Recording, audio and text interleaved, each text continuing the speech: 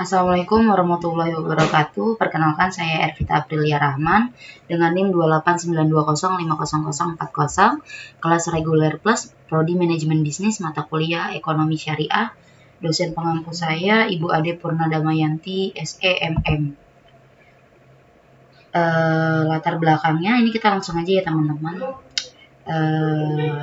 Zakat adalah banyak tokoh Islam dianggap solusi untuk mencapai keadilan bagi masyarakat, khususnya dalam hal kesejahteraan. Dengan adanya zakat, kemakmuran masyarakat diharap akan semakin bertambah atau mengurangi kemiskinan dan ketimpangan sosial.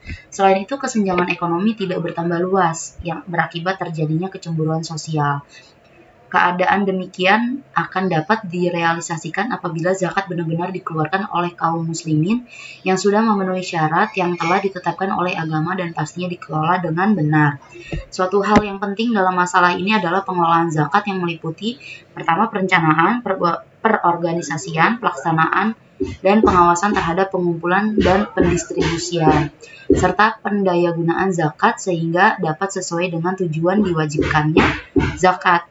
Jadi zakat tuh bisa meminimalisir angka ketimpangan ya, maksudnya kita bisa membantu orang-orang yang susah, kita bisa memberi makan para fakir miskin. Lalu yang kedua, zakat merupakan salah satu rukun Islam.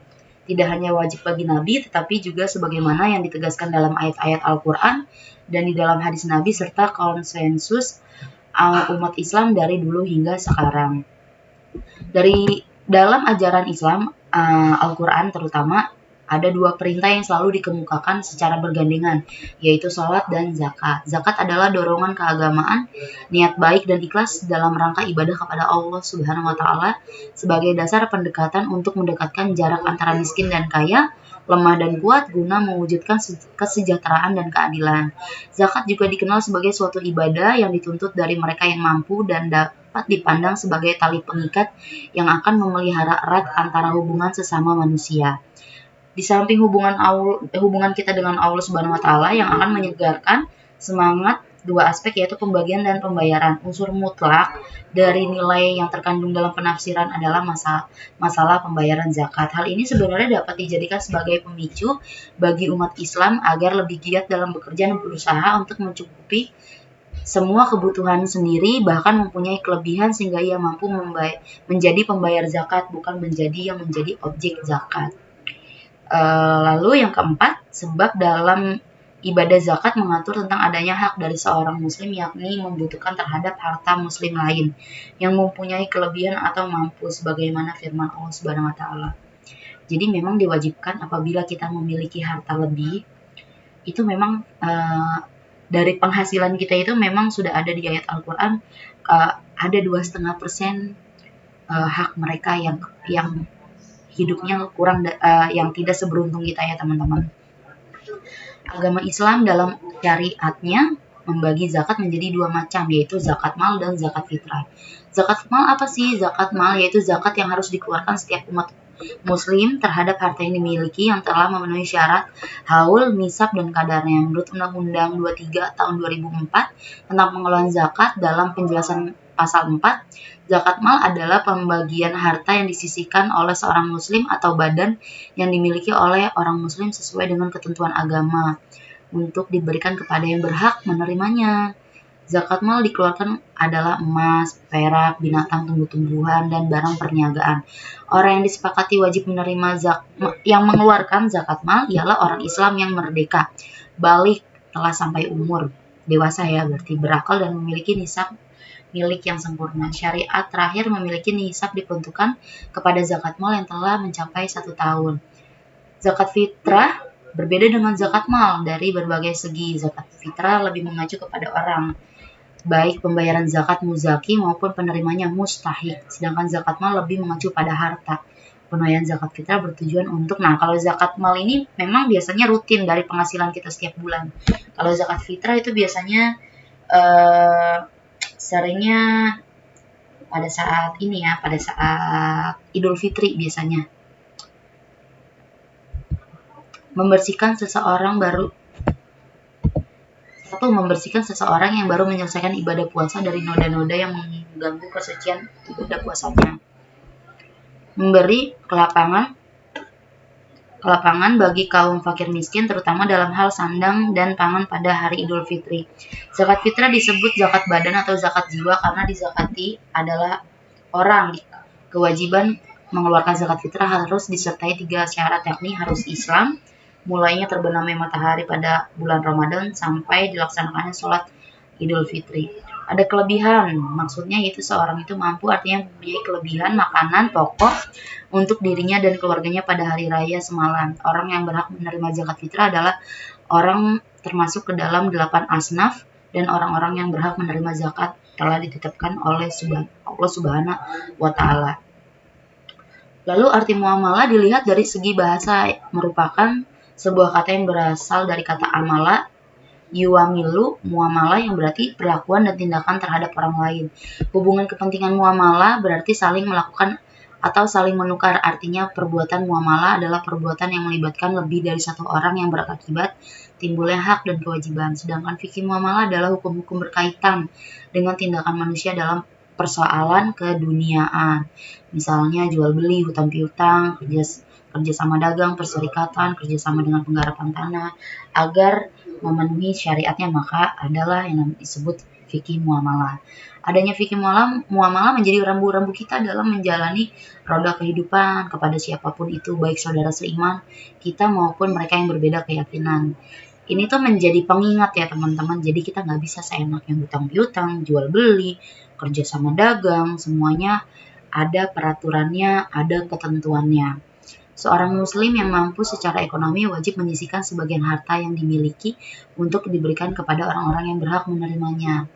Nah, biasanya akan dipilih yaitu panitia-panitia zakat maupun untuk mendistribusikannya sendiri. Hukum zakat adalah wajib bila secara finansial setelah mencapai batas minimal bayar zakat. Seseorang memenuhi syarat berikut ini, maka wajib hukumnya untuk mengeluarkan zakat. Yang pertama Islam, kedua merdeka, berakal balik, dan keempat hartanya memenuhi nisab. Nisab adalah batasan terendah yang telah ditetapkan oleh syar'i yang menjadi pedoman untuk menentukan kewajiban mengeluarkan zakat bagi yang memiliki harta. Syarat-syarat nisab itu apa aja? Harta yang akan dizakati di luar kebutuhan yang harus dipenuhi seseorang, seperti makanan, pakaian, tempat tinggal, kendaraan. Harta yang dizakati telah berjalan selama 1 tahun, haul, terhitung dari hari kepemilikan nisab, kecuali zakat pertanian. Sehingga kalau nisab tersebut berkurang pada satu ketika dari haul, maka terputuslah hitungan haul. Dan keluarga sempurna lagi nisab tersebut, maka dimulai lagi perhitungannya. Misalnya nisab tercapai pada bulan Muharram, lalu bulan Rajab dan tahun itu ternyata hartanya berkurang dari nisabnya, maka terhapuslah perhitungan nisabnya. Otomatis ya teman-teman. Kemudian pada bulan Ramadan tahun itu hartanya bertambah hingga mencapai nisab, maka dimulai lagi perhitungan pertama di bulan Ramadan tersebut. Rumus perhitungan zakatnya yaitu 3,5 liter dari harga pasaran per liter. Jadi misalkan harga berasnya 10.000 ya berarti dikali 3,5 liter. Berarti 35.000 hitungan dari segi berat, maka zakat fitrah per orang 2,5 kilo kali harga beras di pasaran per kilogram. Rumus perhitungan zakat profesi atau pekerjaan dikiaskan dengan zakat uang sepenuhnya, dikiaskan zakat hasil tani sepenuhnya. 3. Memakai kias kemiripan dari zakat uang dan hasil tani. Bisa dilihat ya teman-teman tabelnya, bisa disimak, bisa dicermati. Contoh perhitungan zakat dengan kias ketiga, yaitu Pak Ahmad adalah karyawan sebuah perusahaan swasta. Setiap bulan mendapatkan gaji 6 juta. Dari gaji Pak Ahmad mengeluarkan keperluan pokok rumah tangga 3 juta, membayar sekolah anak 2 orang 1 juta, membayar cicilan rumah 750, membayar telepon dan listrik 500. Nisabnya dengan 653 kg beras, jadi harga beras 5.000 per kilo, maka nisab dalam rupiahnya adalah 3.250.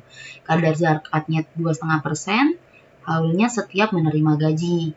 Total keperluan asasi membayar hutang berarti adalah 3 juta ditambah 1 ditambah 7,5 ditambah 500. Maka totalnya 5.250. Jadi penghasilan bersihnya adalah 750 setelah dikurangin penghasilan dan pengeluaran.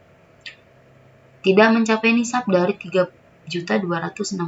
Jadi Pak Ahmad ini tidak perlu membayar zakat penghasilan. Jika penghasilan Pak Ahmad 9 juta,